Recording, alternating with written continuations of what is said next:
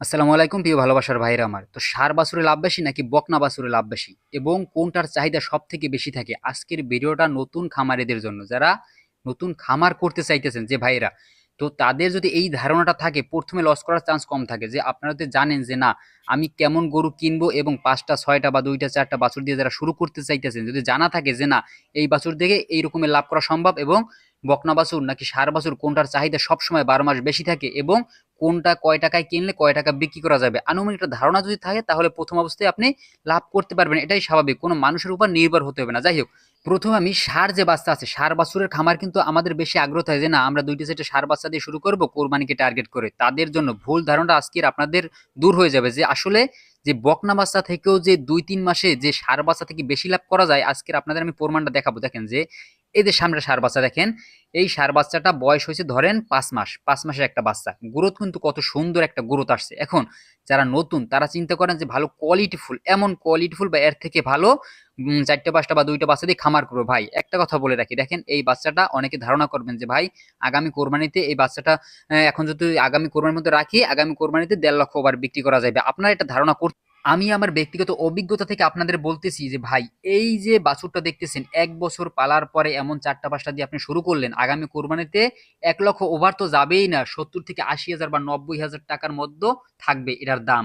কারণ এই গরুটা বাচ্চাটা কোয়ালিটি ভালো হতে পারে, কিন্তু শিং দেখেন, শিং কিন্তু বের হয়ে গেছে এবং এই বাচ্চাটা যতই গ্রোথ থাক, যে বেশি বড় হবে তেমন বাচ্চা একটা কিনতে গেলে আপনার কিনতে হবে ১ লাখ টাকা বা ১ লাখ বেশি দিয়ে কিনতে হবে। তা দেখা যায় ওই বাচ্চাটা আপনি ২ লাখ ২.৫ লাখ টাকায় বিক্রি করতে পারবেন, কিন্তু এমন ক্যাটাগরির বাচ্চা যদি কিনেন ১ লাখ ওভার দাম কখনোই হওয়া সম্ভব না বা হবে না। আমি আমার ব্যক্তিগত অভিজ্ঞতাটা শেয়ার করতেছি। এই বাচ্চাটা ধরেন ৯০ হাজার বা ১ লাখ টাকায় বিক্রি করলেন আগামী কোরবানিতে, কিন্তু এটার একটা খাবার খরচা আছে। আপনার যদি খাবার খরচা দেওয়ার পরে এত সুন্দর কোয়ালিটি দেখে কিনলেন, লাভই না হয়, তাহলে খামার কোনো লাভ নাই। যাই হোক, যে আপনারা তাহলে কি করতে পারেন, আমি একটা ধারণা দিতেছি, আপনারা কিভাবে করবেন এটা আপনাদের ব্যক্তিগত ব্যাপার।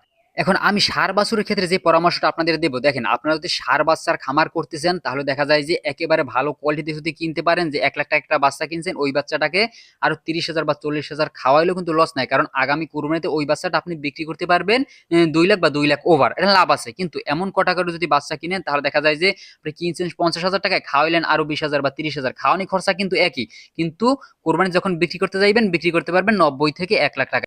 এখানে কিন্তু লাভের পরিমাণটা কম হবে। নতুন যে খামার করতে চাইতেছেন যারা, তারা কিন্তু প্রথম অবস্থাতে লস করেন, মন ভেঙে যাবে, পরে আর খামার করার ইচ্ছে থাকবে না। এজন্য বলতেছি ভাই, আপনারা যদি খামার করার ইচ্ছেই থাকে, আমি এই বিষয়টা শেয়ার করতেছি, আপনারা বড় ক্যাটাগরির ফ্রেম কিনবেন এবং দেখা যায় কুরবানিতে আশি গেছে এমন গরু কিনবেন এবং বিক্রি করবেন। যদি কম টাকায় খামার করতে চান তাহলে দেখা যায় হবে কি, যে এই যে গরুগুলো আপনি কিনলেন বড় বড় ফ্রেম ৫০-৬০ হাজার টাকায়, এখনই কুরবানি দেওয়া যাবে এমন গরু, তখন আপনি বেশি খাবার খরচা লাগবে না, কিছু না, কুরবানি রেডি করে বিক্রি করতে পারবেন, এখানে লাভ। আর যদি মনে করেন না লং টাইম পালবো, তাহলে ১ লাখ বা ১ লাখ ওভার দিয়ে যদি কিনতে পারেন বা ৭০-৭৫ হাজার টাকা দিয়ে কিনতে পারেন একটা বাচ্চা, তাহলে ২ লাখ বা ২ লাখ ওভার বিক্রি করতে পারবেন, এটাই স্বাভাবিক। যাই হোক, এবং আসি যে বকনা বাছুরের যে সকল খামার আছে, আমি যে বলছি, এই যে দেখেন কত সুন্দর গ্রোথের, ঠ্যাং লম্বা, পা গুলা কিন্তু লম্বা লম্বা, এখন শিং ওঠে না এবং গ্রোথটা দেখেন।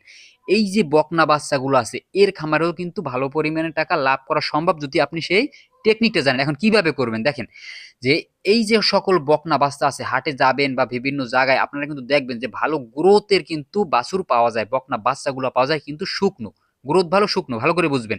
এখন এই সকল বাচ্চা দিয়ে কিভাবে লাভ করবেন, এই যে বাচ্চাটার কোয়ালিটি দেখেন, ঠ্যাং লম্বা এবং এত সুন্দর গ্রোথ, এখন বর্তমানে আরো আমি দেখাবো সামনে আছে, কিন্তু এই বাচ্চা দেখার পরে কিন্তু যে কেউরই কিন্তু পছন্দ হয়ে যাবে।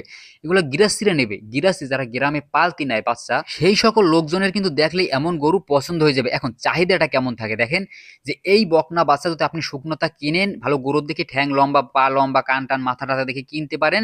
আর যদি এগুলো ১২ মাস আপনি বিক্রি করতে পারেন, যেমন হাড্ডিসার মোটা তাজা করম যেমন, এমন যে শুকনো বাচ্চা কিনবেন, মোটা তাজা করবেন, বিক্রি করবেন। আরেকটা কথা আপনাদের বলে রাখি, যে এই সকল বাচ্চা, যে বকনা বাচ্চাগুলো আছে, মোটা তাজা করার ক্ষেত্রে কিন্তু আপনার খরচা একেবারেই কম। আপনারা চাইলে অল্প টাকা দিয়ে এগুলো কিন্তু মোটা তাজা করতে পারেন এবং সবসময় চাহিদাটা ভালো থাকে।